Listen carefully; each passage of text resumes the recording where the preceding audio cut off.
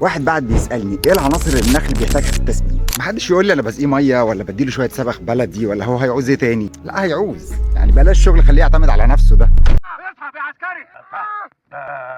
سيبه يعتمد على نفسه. تخيل يا اخي معاك ولدك كده وانت عمال تشربه ميه في الروحه والرجعه، مش لازم في مره كده تديله شويه رز شويه خضار حته لحمه ترمي له عظمه، لازم نغذيه كده كويس عشان يطلع واد شديد كده وجامد. نفس القصه النخل. فلو عندك مزرعه لازم تبقى فاهم العناصر الاساسيه دي. ورقه وقلم بقى واكتب ورايا: نيتروجين، فوسفور، بوتاسيوم، مغنيسيوم، كالسيوم، سلفات زنك، سلفات منجنيز، سلفات نحاس، بوركس، حديد، موليبدينم. دي العناصر الاساسيه اللي بناخدها في الاعتبار واحنا بنسمد النخل. طبعا الحاجات دي ممكن تتغير من مكان لمكان حسب المحتويات الميه ومحتويات التربه، ممكن من موسم لموسم طبعا لازم بتتغير. يعني انا في وقت البرد غير الحر غير طبعا من عمر لعمر، لسه وهي صغيره غير وهي كبيره غير وهي كبيره خلاص بقى ونضجت تماما. فالكلام ده كله طبعا برضه ايه قابل للتغيير. المهم يا رب اتمنى اكون افدتكم ووضحتها لكم بشكل كويس. ولو في برضه عندكم اي اسئله تاني او استفسارات اكتبوا لنا تحت في الكومنتات او ابعتوا لنا على رسائل الصفحه، وان شاء الله نحاول نوضحها لكم باذن الله في فيديوهات قادمه. وتابعونا علشان فيديوهات في رمضان ده قويه جدا ان شاء الله باذن الله. يلا مش هطول عليكم اكتر من كده باي خدمات.